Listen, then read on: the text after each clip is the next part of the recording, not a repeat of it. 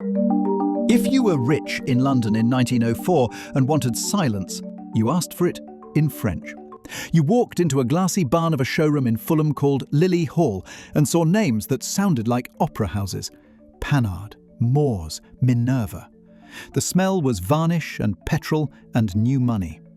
Salesmen moved like tailors. The brochure copy was all silk and pedigree. And at the centre of it all, in a dark suit a half shade too serious for a salesman, stood Charles Stewart Rolls. Eton, Cambridge, balloonist, speed trial man. Selling imported refinement to British aristocrats. Because, as he told friends, nothing built at home was good enough. He used a pianist's word for his standard. If Britain ever made a car he'd sell, it would need to be the Steinway of the roads. That was the confidence. That was the certainty. Luxury meant French. British meant clatter. The numbers backed the snobbery. In 1907, Britain imported nearly 5,000 motorcars, thousands more than it exported, and spent over £2 million doing it. The nation bought prestige by the crate. Imagine a market so sure of itself that the label on the radiator was a guarantee louder than the engine. 2 years later, a race flag would drop on the Isle of Man, and by sundown, that certainty would be bleeding out through the hubcaps. But the story doesn't begin on a mountain road. It begins in a workshop that shook less than the drawing rooms upstairs. Listen for it: a belt slapping canvas, a hand file, the click of a micrometer. The smallest possible engine idle, like breath under a blanket. Henry Royce worked inside a squat, grimy building in Manchester, a city that made steam and wire and the parts everyone else pretended not to notice. He had not gone to the schools where pedigree is engraved. As a boy, he sold newspapers at railway stations and delivered telegrams to keep the family afloat. Nights belonged to night school, math, electricity, drafting, the vocabulary of machines. Daylight became an electrical firm, fittings and motors, and a low-slung pride in making current behave. He was a quiet man with a deafening standard. Engineers trained in salons and lycées wrote ideas. Royce rubbed them into metal until they couldn't argue anymore. What he wanted most in a car was something you can't see: the absence of vibration. He chased it like sleep. He chased it with tolerances and surfaces, with balance that turned reciprocating into gliding. He learned the speed at which a gear sings, and the speed at which it hisses, and how to keep it hissing. He was not against theory. He simply believed theory should apologize to the part when the part was right. He had a sentence that could have been welded onto the bench: strive for perfection. Take the best that exists and make it better. If it doesn't exist, design it. At this moment in the story, Rolls is in London, selling French serenity to people who pronounce the T in etiquette. Royce is in Manchester, sanding a bracket until his fingers agree with the gauge. They do not know they need each other yet.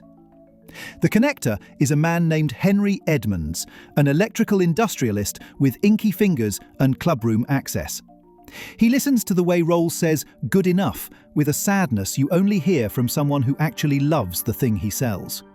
Edmonds understands the gap, not a car-shaped hole, a proof-shaped hole. He invites Rolls north. The date is neat enough to remember: May 4th, 1904. The place is the Midland Hotel in Manchester, all tile and optimism. The geography is simple. Edmonds walks Rolls through a corridor of echoes. At the end waits a quiet, bearded engineer who looks like he's thinking about a bearing while you're talking. The car is a 10-horsepower two-cylinder, not a salon stunner, but a piece of equipment that behaves like a gentleman's pocket watch. The test drive is short, not because there isn't more to say, but because there isn't more to prove. Rolls gets out of a car built by a man the establishment would call provincial, and does something men with pedigree are not famous for. He changes his mind. That night, the story says, he woke his right-hand man, Claude Johnson, in London with a verdict no importer should deliver so quickly. We found the motor engineer we were waiting for. By Christmas of that year, there is an agreement on paper. On 23rd of December 1904, Rolls will sell whatever Royce can make under a name that reads like a single word because the work requires one will. There's still a problem. You can make the best apology in the world to a micrometer, but prestige lives in public. Pedigree, if you let it, will win by reputation alone. To move a market, you don't argue, you embarrass. You embarrass it into changing its mind. So they set out to embarrass reputation. First, there is a murmur. The London Motor Show, Olympia, November 1906. The air itself is mechanical. Oiled wood floors, peppery coal smoke coming in on people's coats, the sweet smell of varnish and glued leather. Under the glass and gaslight, two new six-cylinder chassis, 40 to 50 horsepower, sit on the Rolls-Royce stand. On paper, the figures are modest. In person, when the engines run, a different figure matters. The fraction of the room that forgets there's an engine running at all. In popular retellings, someone sets a coin on edge or a glass of water without ripples on the engine at idle. The point isn't whether a glass actually stood there that day. The point is what observers understood. The motor did not ask to be forgiven for being a motor. A demonstrator car painted aluminum with silver-plated fittings, a gleam that made the name obvious, will soon be known by a nickname that dissolves into myth. The Silver Ghost. A little plaque on its bulkhead will say so, as if a whisper needed a label. But whispers don't change hierarchies. Checkered flags do. There had already been a rehearsal for humiliation. The year before, in 1905, the first RAC Tourist Trophy on the Isle of Man had gone to Arrol Johnston, driven by John Napier, the domestic yardstick. A Rolls-Royce, driven for Rolls by Percy Northey, placed second. That's how establishments work. They win, and they allow newcomers to come close enough to hope. Now the field forms again on the Isle of Man, September 27, 1906, the second RAC Tourist Trophy. Not a sprint, a public ordeal at speed, the sort of thing that rattles a car apart politely. The road is not a boulevard, it is a reprimand. Napier is here, incumbent British laurels. So are the continental names that own the London showroom. Derac from France, Minerva from Belgium, Itella from Italy, the elegant cast. Rolls himself is at the wheel of a 20-horsepower car carrying his name and another man's standards. The average to beat isn't fixed, it's the island itself. The flag falls. The sound is a noise the wealthy don't usually hear at breakfast. Carburettors gasping, chains biting, tyres spitting grit. At Peel, the spectators taste salt and oil. On Ballard Bridge, the cars hop and the crowd inhales. Partway through, a ridiculous thing happens that reads like folklore yet shows up in sober magazines. A swarm of bees tangles with Rolls at speed. He swats with a gloved hand and keeps the average. It's almost comic. It's also a parable. Annoyances don't matter if the fundamentals are right. When it's over, the numbers are cold and clean. Winning time a hair over 4 hours, average just under 40 miles an hour. The rivals are behind. The upset is not murderous, it's gentlemanly. But humiliation doesn't have to shout. It only has to arrive. That night, men who thought they were right can't stop thinking about a number, a speed, yes, but really a measure of how much less the car fought itself compared to theirs. Somewhere, a rival engineer writes a question in a notebook he never thought he'd ask. What would it take to be that quiet and still survive a road like this? One win can be luck. Proof needs endurance. Claude Johnson, managing director, ringmaster, the self-proclaimed hyphen in Rolls-Royce, understands audiences. Races satisfy crowds. Trials persuade the doubtful. He plans a demonstration that turns miles into an argument no one can out-talk. He invites journalists to sit in the passenger seat with a notebook and feel the absence of drama. He chooses routes that don't flatter. He chooses witnesses who don't swoon. It begins in May 1907 with the Scottish Reliability Trial, a route that asks a simple question for nearly 2,000 miles. Can your car be boring in the most impressive possible way? No involuntary stops, no tantrums, no excuses. Only the compounds of metal doing the long arithmetic of friction and heat for days. Hill climbs are included to keep the proud honest. The weather cooperates by being Scotland. The car cooperates by refusing to produce drama. At the end, a gold medal. The kind of medal that doesn't make headlines, but makes purchase orders. Johnson is not done. Trials are still clusters of days. He wants something relentless, a test that compresses a year's motoring into a summer and lets witnesses sleep on their skepticism and still wake up defeated.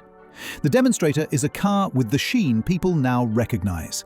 Aluminium paint, silver-plated fittings, a Barker Rider Belge body that looks like a piece of good silverware left out in the dawn. The registration is AX201. The name the public gives it will bleed into every other chassis. The Silver Ghost. The plan is almost pious in its plainness. London to Glasgow and back. Again. And again. Day and night. The Royal Automobile Club watches. Officials sign. Drivers change. Components do not. Reporters ride along and scribble adjectives that keep coming back to the same two nouns. Silence, endurance. The figure they read out at the end is not a nice round story number. It has an accountant's pedantry. 15,000 miles in total. 14,392 of those miles without an involuntary stop. The exception in the ledger is prosaic, a fuel tap, touched because it needed touching. The point is exactly that. Nothing failed that had to be blamed on design. The thing about repetition is that it changes your body. It also changes markets. Buyers who like to think they buy taste discover they can buy sleep. Reporters who used to receive French brochures find themselves in a teardown bay with a cup of tea, waiting to see a measuring instrument tell a story. The inspection is where rumour goes to die. It smells like oil and ammonia. Johnson stands to one side, like a producer on opening night, pretending not to watch the audience. Engineers in white coats lean over a stripped engine and lay a micrometer across a bearing, across a journal, over a piston skirt, and do the small motion that means truth, a twist and a stop, and a headshake that is not disappointment, it's disbelief. If you love machines, this is the moment you remember. Numbers walk in on paper and refuse to leave. No measurable wear, in parts that should have badge of honor scoring. The phrase travels through workshops the way a schoolyard rumor does, but this one accumulates respect instead of exaggeration. Out in the showroom, salesman words like luxury and pedigree are quietly replaced by a different noun: proof. There is a trophy to match the mood. The Dewar Trophy, the Royal Automobile Club's way of admitting a thing is the first of its kind, or an improvement so clear you don't need to be poetic to explain it. The endurance demonstration earns it. There is also a line, short enough to fit on a magazine cover, that does the same job: the best car in the world. Maybe you've heard the phrase so often you think it was focus grouped last week. It's older than you think. It arrives the way labels arrive when they are earned. In a column someone writes after they run out of ways to say quieter and stronger. That September, Autocar prints a verdict that sounds less like praise and more like a sentence being handed down. If that sounds like a coronation, it's because it is. Not a revolution in streets, a revolution in tone. And the tone lands not just in drawing rooms, but in workshops that used to compete against Rolls-Royce. A driver named Ernest Hives, who had taken the wheel for Napier in those years, comes inside the Rolls-Royce works as an experimental tester. From rival to convert, which is another way of saying the argument won on the only ground that matters: performance over time. Men like Hives don't change colours because of slogans, they change because the thing in front of them does what they're paid to doubt. We need to go back, just briefly, to make sure the transformation is loud enough to hear. At Lily Hall, on those mornings when the light came through the glass roof like a promise you were allowed to buy, Rolls once sold Britain's wealthy the argument that refinement came on a train from Calais. He accepted the argument because it was true. He sold it because he had to. He told himself he'd sell British the second he could keep a straight face and call something British Steinway. He is now the man on the windswept island who puts his goggles down and beats French and Belgian and British incumbents in a British car. He is the man on the reliability trial who decides to keep driving instead of keep arguing. He is the man whose name is now hyphenated to a different word, a workshop. And the workshop, for its part, did the thing the establishment did not see coming. It refused to be small. It refused to be incidental. Not by swagger, by building a machine that, at idle, makes you listen for the absence of a word we thought was permanent: noise. Here is what changed because of that. Wealthy buyers adjusted the story they told themselves. They stopped confusing the map with the territory, the salon with the standard. French prestige did not die. It simply lost the monopoly on being right by default. British industry did not become continental overnight. It simply found, in a silver-painted demonstrator and a race average of just under 40 miles an hour, and a strip-down that disappointed men who wanted to tut, a way to tell the truth that does not require vowels pronounced in Paris. What happened next is usually a trick question in stories like this. People expect a scandal or a bust-up or a tragic ending to teach a different lesson. The truth here is quieter and more useful. The company moves production to Derby in the summer of 1908 to meet demand and to build in a place that can keep up with the orders. The 40-50, as practical men call it, stays in production in Britain, and then in America, in Springfield, for the better part of 2 decades.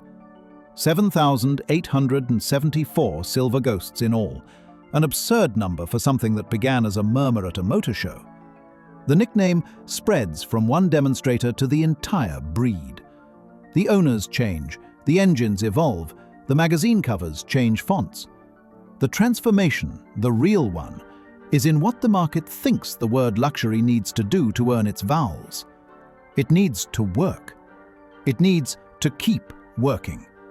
It needs to be what Rolls demanded when he was still selling other people's cars. A Steinway of the roads.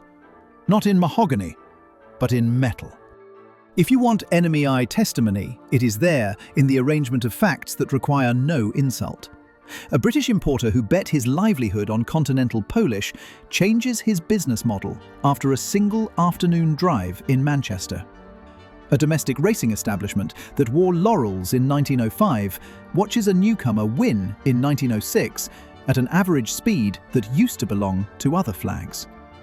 A car that turns heads at Olympia in November becomes a metronome of London-Glasgow shuttles the next spring, with the Royal Automobile Club holding the stopwatch and writing the numbers down where everyone can read them. The press that once defaulted to French adjectives runs out of synonyms for quiet and settles on 3 words the public will remember longer than any spec sheet. The glass of water on the running engine, call it a motif. The coin on edge, a stunt. The real demonstration was this: 15,000 miles and 14,392 of them without an involuntary stop. Try doing anything you own for that long and see if you need metaphors. Walk back into the rooms then, with the figures in your pocket. The showroom in Fulham, where Rolls once tied a demonstration plate to a panhard, is still beautiful, but the gravity has shifted. The ceiling throws light on a different name under the glass. Somewhere, a customer with a French accent hears a story from a salesman he cannot argue with, because it does not involve taste. It involves Glasgow. The workshop in Manchester is calmer, not because the work is over, but because the work has won. Royce is the same man. He still sands a bracket. The file still sings, and then stops when the surface says so. He is not trying to impress anyone. He is trying to make your cup not rattle. The hotel corridor at the Midland echoes in a different way when you remember what walked through it. One man's patience and another man's appetite for proof. Edmonds's shoes squeak the same. The handshake is still precise. You can stand there and feel the weight of a decision that turned a market because it turned a mind. The aisles at Olympia carry a different kind of whisper now. The engineers still lean in. The suits still step back. But the murmur isn't rumour, it's memory. People remember the demonstration car's aluminum paint, not because it glowed, because it refused to shake. The Isle of Man road is still a reprimand to machines. The bell tower still brings sound down like a lid over the village. You can stand at a hedge and imagine a man with a swarm of bees buzzing at his helmet, keeping an average speed like he's trying to keep a promise. The Scottish road still doesn't care for your feelings. The clerk with the pencil still scratches the same word, observed. The car still chooses not to have opinions about weather. The London night is still lamps. The Glasgow night is still lamps. Between them, darkness and a schedule that turns doubt into a passenger. And on the bench, in a room that smells like oil and ammonia, the micrometer still does the small motion that means truth. If you need a last scene, take this one. The editorial office at Autocar in early September 1907. Ink on cuffs, a stack of dispatches from the road. The staff arguing not about whether the car is good, but about how to say that in a way readers will feel. Someone writes a line in a column that isn't poetry and isn't marketing either. It's a verdict. The best car in the world. 3 short words and another kind of trial is over, the one where adjectives try to make up for a lack of evidence. Evidence has won. The sentence sticks to the car and won't come off, not because of the metal it describes, but because of the miles behind it. There's a smaller irony too, and it's the one people in workshops like best. The establishment tried to make the case with adjectives. The upstart made it with nouns. Miles, micrometers, trophies. We should be honest about one last thing, because the story earns honesty. Some of the lines that make this legend purr are the kind that acquire polish as they travel. The glass of water sitting on an idling engine. The midnight phone call waking Johnson with the greatest motor engineer in the world. They are true in spirit and sometimes messy in detail. That's how folklore works. What matters is that the numbers that should be stubborn were stubborn. Race, miles, where. The public humiliation of pedigree didn't need a poet. It needed a stopwatch and a gauge. And that is why, if you had walked back into Lily Hall a few years later, the light would still have been pretty, and the brochures would still have tried to sound expensive, and Rolls would still have looked a shade too serious for a salesman. But the names under the glass would have included his own. The import ledger would have looked smaller, the export ledger would have looked less embarrassed. And somewhere, in a quiet office, a letter from a buyer would have said the only sentence that really matters in a luxury business. I didn't notice it. And that's how I knew it was perfect. Here is how I'd like you to leave this story in your head, not with a slogan, not with a caricature of a radiator ornament, but with a procedure. Imagine the thing in your life people assume has to rattle: an industry, a habit, a class of product, your own promise to yourself. Now, imagine treating its rattle not as destiny, but as a solvable problem with a number attached. Imagine deciding to win by repetition, and then doing it under watch. Imagine, finally, that the people who used to laugh at your postcode and your night school are now leaning over your workbench with their rulers and asking how you did it. That's the part Rolls-Royce got right that outlives the cars. Prestige isn't something you inherit, it's a quiet you earn, measured out to 15,000 miles at a time. And when the noise is gone, and the celebrating, it was well as the people who were sure at the start have run out of adjectives, you will hear something the wealthy in 1904 thought would only ever be spoken in French. You will hear it said in a Manchester accent. Best in the world.